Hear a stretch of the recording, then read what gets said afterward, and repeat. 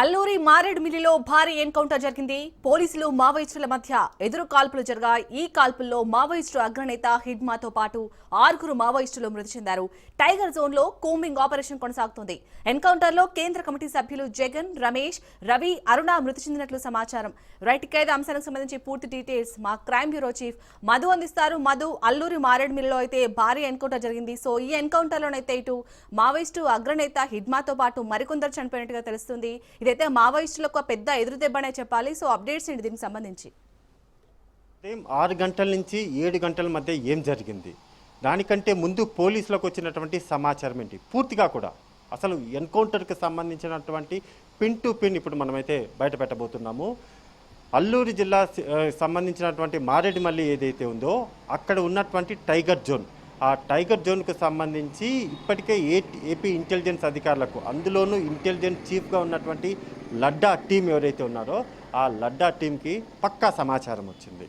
ఆ పక్కా సమాచారం ఆధారంతో చాలా సైలెంట్గా రంగంలోకి దిగినటువంటి ఏపీ పోలీసులు ఎన్కౌంటర్ చేయాలని అయితే మొదలుపెట్టారు. మరి ఎవరున్నారు, ఈ భారీ ఎన్కౌంటర్కి సంబంధించి ఎవరున్నారు అనే దాని మీద వివరాలు ఆరా తీసినటువంటి క్రమంలోనే హిడ్మా పేరు తెర మీదకి వచ్చింది. హిడ్మా ఖచ్చితంగా టైగర్ జోన్, మారేడుమల్లి టైగర్ జోన్లో ఉన్నారు. ఆయనతో పాటు ఆజాద్ అనేటటువంటి మరో అగ్రనేత కూడా అక్కడ ఉన్నారు. ఆయనతో పాటు కూడా హిడ్మాకు సంబంధించినటువంటి భార్య హేమ కూడా అక్కడే ఉంది. ఆ హేమ మీద 50 లక్షల రూపాయల రివార్డు కూడా ఉంది.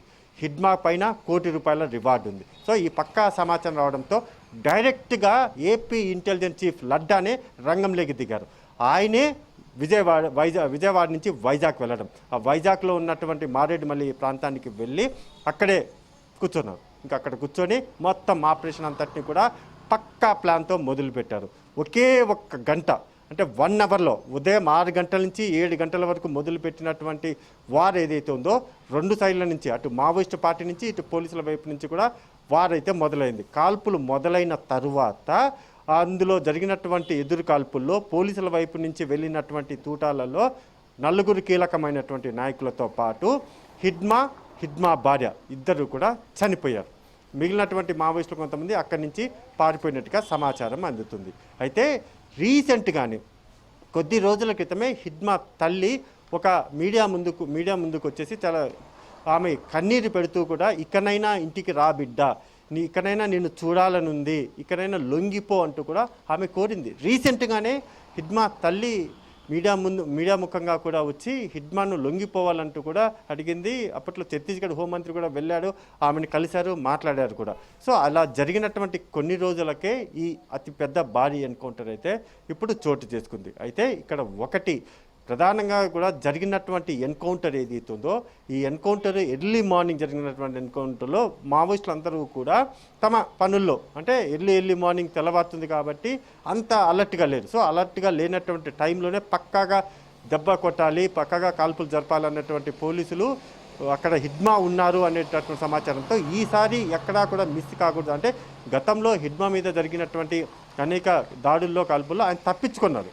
అలా తప్పించుకున్నటువంటి టైం ఏదైతుందో ఈసారి అలా తప్పించుకోకుండా ఉండడానికి ఏకంగా ఏపీ ఇంటెలిజెన్స్ చీఫ్ లడ్డానే స్వయంగా ఆయన రంగంలోకి దిగి ఈ ఆపరేషన్ అంతటిని కూడా ఆయన దగ్గరుండి కంప్లీట్ చేశాడని చెప్పవచ్చు. అయితే హిడ్మా దళానికి ఒక శక్తివంతమైనటువంటి పేరైతే ఉంది.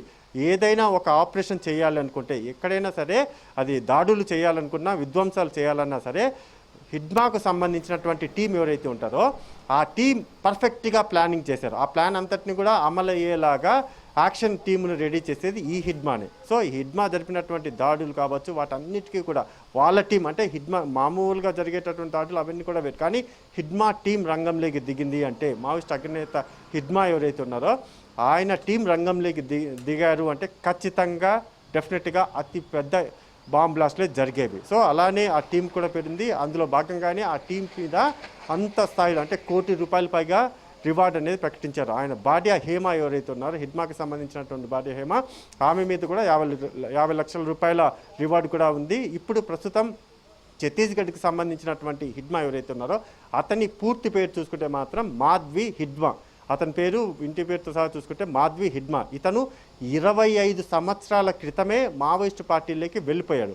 వెళ్ళిపోవడము, ఆ తర్వాత సో హేమను పెళ్లి చేసుకోవడము అదంతా కూడా అక్కడే ఇన్సైడ్ ద ఫారెస్ట్ ఏదైతుందో అక్కడే జరిగిపోయింది. ఆయన పెళ్లి చేసుకున్న వ్యవహారం అంతా కూడా. సో అలా కుటుంబానికి దూరంగా ఉంటూనే 25 సంవత్సరాలుగా మావోయిస్టు పార్టీలో ఉంటూ మావోయిస్టు పార్టీకే టాప్ లీడర్, ఇంకా అగ్రనేత ఎవరు అనుకుంటే అది హిడ్మాగా పేరు తెచ్చుకున్నారు. కాబట్టి ఆయన ఆధ్వర్యంలో మావోయిస్టు పార్టీకి జరిపినటువంటి దాడులు ఏవైతే ఉన్నాయో అది హిడ్మాకు తెలియకుండా జరిగేవి కాదు. ఆయన ఆధ్వర్యంలోనే మొత్తం దాడులన్నీ కూడా జరిగేవి. ఆయన ప్లాన్ ఏదైతే గీస్తారో ఆ ప్లాన్ ప్రకారమే పూర్తిగా కూడా ఏదైనా సరే కాల్పులు జరపాలన్నా, బాంబులు పెట్టాలన్నా, మైనింగ్లు ఏదన్నా పెట్టాలన్నా కానీ ఖచ్చితంగా కూడా హిడ్మా టీమే మొత్తం నిర్వహించేది. సో అలా ఉన్నటువంటి ఆ అగ్రనేత కోసం గత కొన్ని నెలలుగా పోలీసులు ఆపరేషన్ కగార్ ఏదైతుందో కగార్ను అయితే మొదలుపెట్టారు. కొండలు గుట్టలు మొత్తం వాళ్ళ అడ్డా ఏదైతే ఉంటుందో అడ్డా అన్నిట్లో కూడా వెళ్ళారు. అడ్డా మొత్తం అన్నీ కూడా సెర్చ్ ఆపరేషన్ చేశారు. దొరికారు మావోయిస్టులు అయితే దొరుకుతూ వచ్చారు. ఎన్కౌంటర్లు జరిగాయి, కొంతమంది లొంగిపోయారు. కానీ హిడ్మా ఎక్కడ ఉన్నారు అనేటటువంటి సమాచారం మాత్రం కానీ ఎక్కడ బయట రాలేదు. కానీ అలానే మరి ఎలా హిడ్మా తప్పించుకోగలుగుతున్నాడు, హిడ్మాకు ఉన్నటువంటి పవర్ టీం ఏదైతే ఉందో ఆ టీం ఏ విధంగా పనిచేస్తుంది అనే దానికి సంబంధించి లోతైన దర్యాప్తు, అంటే రీసెంట్గా పట్టుబడుతున్నటువంటి వారిచ్చిన సమాచారమా లేకపోతే వారు చెప్పినటువంటి వివరాల ఆధారంగా జరిగిందో తెలియదు. కానీ పర్ఫెక్ట్ స్కెచ్ అయితే జరిగింది.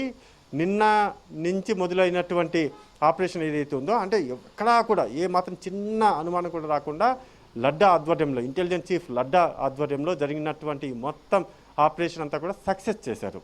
ఎందుకంటే లడ్డాకు ఉంది, లడ్డా దగ్గర ఇంటెలిజెన్స్ చీఫ్, ఏపీ ఇంటెలిజెన్స్ చీఫ్గా ఉన్నటువంటి లడ్డాకు మావోయిస్టులకు సంబంధించినటువంటి ప్రతి సమాచారం ఆయన దగ్గర ఉంది. ఎందుకంటే గతంలో కూడా ఈయన పనిచేసినటువంటి, గతం సెంట్రల్లో కూడా పనిచేశారు, మళ్ళీ ఆంధ్రప్రదేశ్లో కూడా వివిధ జిల్లాల్లో కూడా పనిచేసినటువంటి ఈయనకు మావోయిస్టులకు సంబంధించినటువంటి ఇన్ఫర్మేషన్ కావచ్చు, వాళ్ళ కదలికలు అన్నిటి మీద కూడా లడ్డాకైతే పక్కా సమాచారం ఉంది. సో ఈ నేపథ్యంలోనే ఆయన ఎలాగైనా సరే హిడ్మాను కంప్లీట్గా తొలగిచ్చేస్తే, అంటే ఎన్కౌంటర్ చేసేస్తే ఇంకా మావోయిస్ట్ పార్టీ అనేది ఇంకా క్లోజ్ అయిపోయినట్టే. సో అలా క్లోజ్ అవ్వడానికి స్కెచ్ చేసింది లడ్డా.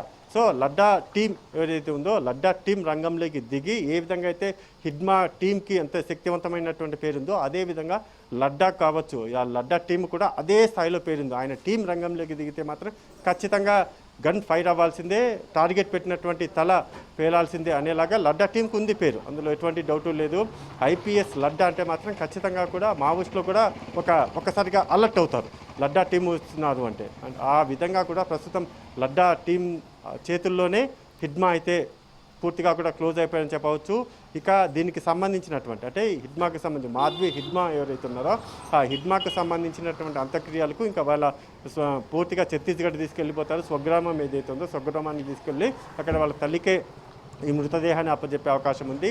మొత్తం 4 కీలకమైనటువంటి నాయకులు, అందులో ఆజాద్ చాలా కీలకమైనటువంటి పర్సన్ ఎవరన్నా ఉన్నారంటే ఆజాదు అగ్రనాయకులు ఎవరైతే ఉన్నారో, అంటే హిడ్మా తర్వాత ఇంకా ఎవరన్నా అగ్రనాయకులు ఎవరైనా ఉన్నారంటే అది ఆజాద్ ఒక పేరు. ఆ ఆజాద్ కూడా ఇప్పుడు ప్రస్తుతం ఎన్కౌంటర్లో చనిపోయినట్టుగా తెలుస్తుంది. ఇంకా హిడ్మా భార్య కూడా హేమ కూడా చనిపోయింది. కాబట్టి ఆల్మోస్ట్ మావోయిస్ట్ పార్టీ 99.99% క్లోజ్ అయిపోయిందనే చెప్పాలి. మధు, మీరన్నట్టు హిడ్మా అయితే చనిపోయారు, అంటే మావోయిస్టులు ఎవరైతే కీలక నేతలు ఉన్నారో ఇప్పటివరకు వారందరూ చనిపోయినట్టే. సో ఇంకా ఎవరైతే మావోయిస్టులు ఉన్నారో వారు మరి లొంగిపోయే అవకాశం ఏమైనా కనిపిస్తుందా?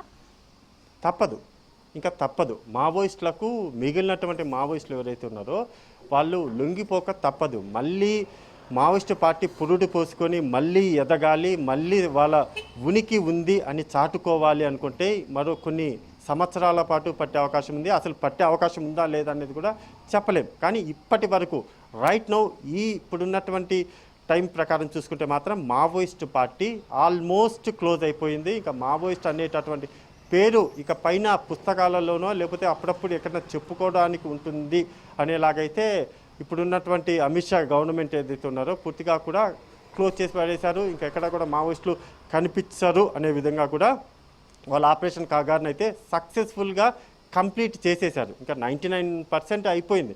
ఇంకా హిడ్మానే చనిపోయాడు, హిడ్మానే ఎన్కౌంటర్లో మృతి చెందారు అంటే ఇంకా ఇంకా ఇంకా వేరే నాయకులు రావడము, ఇంకా వేరే నాయకులు వచ్చేసి ఇంకా మళ్ళీ పార్టీని తమ భుజాల మీద వేసుకున్నారనే ఇన్ఫర్మేషన్ వచ్చినా సరే మరి లడ్డా లాంటి ఐపీఎస్ అధికారులు రంగంలోకి దిగి ఎన్కౌంటర్లు కూడా చేస్తారు. సో ఇప్పటికిప్పుడు మావోయిస్టు పార్టీ తన కదలికలను మళ్ళీ మొదలు పెట్టడం అనేది మాత్రం అసంభవం. కానీ ఛత్తీస్గఢ్ ప్రాంతం ఏదైతే ఉందో, ఛత్తీస్గఢ్ ఒరిస్సా ప్రాంతాలు ఏవైతే ఉన్నాయో అక్కడ ఉన్నారు. ఇప్పటికీ కూడా మావోయిస్టు పార్టీ కోసమే పనిచేసేటటువంటి కొంతమంది కింది స్థాయి నక్సలైట్లు ఎవరైతే ఉన్నారో ఆ మావోయిస్టు పార్టీకి కోసం వాళ్ళు పనిచేస్తున్నారు. కానీ మరి వారి పరిస్థితి ఎలా ఉండబోతుంది, వారు కూడా లొంగిపోతారా, లేకపోతే వారు కూడా ఉన్నటువంటి ప్రకారమే ఎన్కౌంటర్ అవుతారా, ఎదురుకాల్పులు వాళ్ళు కూడా పాల్గొంటారా, ఉన్న ప్రాణాలు కోల్పోయినా సరే మేము మావోయిస్టు పార్టీలోనే ఉంటాము అని ఉండేటటువంటి మైండ్ సెట్ ఏదైతే ఉందో ఆ మైండ్ సెట్తో ఉండేటటువంటి వాళ్ళు ఇప్పటికీ ఉన్నారు, ఇప్పటికీ కూడా ఉన్నారు.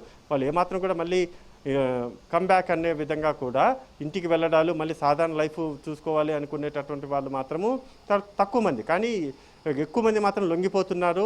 ఎన్కౌంటర్ కంటే ఇంటి దగ్గర ఏదో ఒక చిన్న పని చేసుకోవడం, ప్రభుత్వం ఇచ్చేటటువంటి ఏదో ఒక నిధులు కావచ్చు, లేకపోతే బిజినెస్ కావచ్చు, చిన్న పనులు చేసుకుందాం అనే స్థాయిలోకి వెళ్ళిపోయారు కాబట్టి లొంగిపోతున్నారు. ఎన్కౌంటర్లు జరుగుతున్నాయి, అగ్రనేతలు చనిపోయారు. అగ్రనేతల్లో టాప్ 1గా ఉన్నటువంటి హిడ్మా చనిపోయాడు, ఆజాద్ కూడా చనిపోయాడు, సుమా కూడా చనిపోయింది, మరో 4 కీలక నాయకులు కూడా ఇప్పుడు చనిపోయారు. కాబట్టి ఇంకేమీ లేదు చెప్పడానికి. ఇంకా వాళ్ళందరూ కూడా ఇంకా మావోయిస్ట్ పార్టీ అనేటటువంటి వాళ్ళు ఇలా చేశారు అని చెప్పడానికి కూడా ఏమీ లేదు. ఇంకా ఆల్మోస్ట్ మావోయిస్ట్ పార్టీ అనేది క్లోజ్ అయిపోయింది. కాబట్టి ఇంకా మావోయిస్ట్ పార్టీకి సంబంధించినటువంటి ఒక కీలకమైనటువంటి విషయాలనైతే ఇక ఏపీ పోలీసులు ఇప్పుడు బయట పెట్టవాలి. ఎందుకంటే డీజీపీ హరీష్ కుమార్ గుప్తా కాసేపటి క్రితమే ఆయన చాలా స్పష్టంగా కూడా చెప్పారు, మాకు వచ్చినటువంటి పక్కా ఇన్ఫర్మేషన్ ఏదైతుందో ఆ ఇన్ఫర్మేషన్ ఆధారంగా కూడా 3 రాష్ట్రాలకు సంబంధించినటువంటి అధికారులందరూ కూడా పాల్గొన్నారు. అందులో మెయిన్ కీలకంగా చూసుకుంటే మొత్తం ఆంధ్రప్రదేశ్కు సంబంధించినటువంటి పోలీసులు చేసినటువంటి ఎన్కౌంటర్ ఏదైతుందో ఆ ఎన్కౌంటర్ ఆధారంగానే హిడ్మాను మేము చంపగలిగాము అని అయితే ఆయన ఆఫ్ ద రికార్డ్ అయితే చెప్పినట్టుగా తెలుస్తుంది. కానీ 3 రాష్ట్రాలకు సంబంధించినటువంటి ఒరిస్సా, ఆంధ్రప్రదేశ్, ఛత్తీస్గఢ్ ఈ 3 రాష్ట్రాలకు సంబంధించినటువంటి ఇంటెలిజెన్స్ పోలీసుల ఆపరేషన్ ఏదైతే ఉంటుందో ఆ ఆపరేషన్లో భాగంగా వచ్చినటువంటి సమాచారమే ఏపీకి సంబంధించినటువంటి మారేడుమల్లి టైగర్ జోన్ ఏదైతే ఉందో ఆ టైగర్ జోన్లో హిడ్మా అండ్ టీమ్ ఉన్నారు, ఆ టీం అక్కడే ఇప్పుడు ఉన్నారు అనే పక్కా ఇన్ఫర్మేషన్ వచ్చింది. ఎప్పుడైతే ఏపీ ఇంటెలిజెన్స్ అధికారులకు ఆ ఇన్ఫర్మేషన్ వచ్చిన వెంటనే డైరెక్ట్గా మారేడుమల్లికి సరౌండింగ్ ప్రాంతాలలో వాళ్ళు తిష్ట వేశారు, పక్కాగా లొకేషన్ తెలుసుకున్నారు. పలానా లొకేషన్లో టైగర్ జోన్ ఏదైతే ఉందో ఆ టైగర్ జోన్లో హిడ్మా టీం ఉన్నారని తెలుసుకున్న తర్వాత మొత్తం రౌండప్ చేశారు. అలా ఎలా అంటే ఇక్కడ చాలామందికి కూడా ఒక డౌట్ ఉంటుంది, అసలు మావోయిస్టులు పలానా చోట ఉన్నారు, అక్కడే ఉన్నారు, ఆ స్పాట్ ఎలా తెలుసు, అంత ఫారెస్ట్లో ఎలా సిగ్నల్స్ వస్తాయి, ఎలా ఎన్కౌంటర్లు చేస్తారు, ఎలా వెళ్తారని కామన్ మ్యాన్కి ఇది ఉంటుంది. అంటే ఎవరికి కూడా ఇంత డెప్త్గా తెలియదు. అంటే ఎక్కడైనా ఫారెస్ట్లో మావోయిస్టులు ఎక్కడో ఉంటారు, వాళ్ళ సిగ్నల్స్ ఏమి దొరకవు, ఎలా వీళ్ళకు పోలీసులోకి వస్తుంది, ఎలా ఎన్కౌంటర్లు చేస్తారని దానికి అంతటికి చిన్న లాజిక్ ఉంది. మావోయిస్టులు కావచ్చు పోలీసుల మధ్య జరిగేటటువంటి కాల్పుల్లో పోలీసులే ప్రతిసారి కూడా ఎందుకు గెలుస్తారు, మావోయిస్టులు ఎందుకని గెలవరు, ఎక్కువ మంది మావోయిస్టులు ఎందుకు చనిపోతారు, ఇలా కామన్ క్వశ్చన్స్ ఉంటాయి. ఎక్కడైనా సరే పోలీస్ ఆపరేషన్ అంటే వాళ్ళ ఇన్సైడ్ ఇవన్నీ విషయాలు కూడా వాళ్ళ పోలీసులకు ఎలా ఉంటుందంటే ఎక్కడైనా పలానా చోట, ఇప్పుడు ఎగ్జాంపుల్గా ఇదే చూసుకుంటే ఈ ఎన్కౌంటర్ చూసుకుంటే మారేడుమల్లిలో టైగర్ జోన్, ఆ టైగర్ జోన్లో హిడ్మా అండ్ టీం ఉన్నారు అనే సమాచారం ఏపీ పోలీసులకు కావచ్చు, లేకపోతే ఛత్తీస్గఢ్ పోలీసులకు, ఒరిస్సా పోలీసులకు ఎలా వస్తుందంటే వీళ్ళు ఎవరికి అనుమానం రాకుండా పోలీస్ ఇన్ఫార్మర్స్ అని కొంతమందిని పెట్టుకుంటారు. ఆ పోలీస్ ఇన్ఫార్మర్స్ ఎవరైతే ఉంటారో వాళ్ళు అసలు ఎవ్వరికీ తెలియదు వీళ్ళు పోలీస్ ఇన్ఫార్మర్స్ అని. అదే ప్రాంతానికి ఆ లోకల్లో ఉండేటటువంటి పక్కాగా సమాచారం పోలీసుల కోసం ఇచ్చేటటువంటి వారు ఎవరైతే ఉంటారో అటువంటి పోలీస్ ఇన్ఫార్మర్స్ పెట్టుకుంటారు. అదేవిధంగా ఇతర రాష్ట్రాల్లో ఉండేటటువంటి పోలీసులు కూడా వాళ్ళు కూడా ఇన్ఫార్మర్స్ని పెట్టుకుంటారు. అలా ఇన్ఫార్మర్లు ఎవరు ఉంటారు, ఈ మావోయిస్టు పార్టీకి సంబంధించి రైసు, లేకపోతే తిండి పదార్థాలు కావచ్చు, లేకపోతే ఇంకా నిధులు కావచ్చు, వీటన్నిటిని కూడా తీసుకొని వచ్చేటటువంటి వాళ్ళు ఎవరైతే ఉంటారో వాళ్ళలో ఒకరిని పెట్టుకుంటారు. వాళ్ళలో ఒకరిని టార్గెట్ చేసుకుని అతన్నే పోలీసులు తమదైన స్టైల్లో వాళ్ళ వైపు తిప్పుకుంటారు. అలా వన్స్ వాళ్ళ వైపు తిప్పుకున్న తర్వాత వీళ్ళందరూ ఎక్కడికి వెళ్తున్నారు, ఎక్కడ ఉంటున్నారు అనే పక్కా సమాచారం తెలుసుకుంటారు.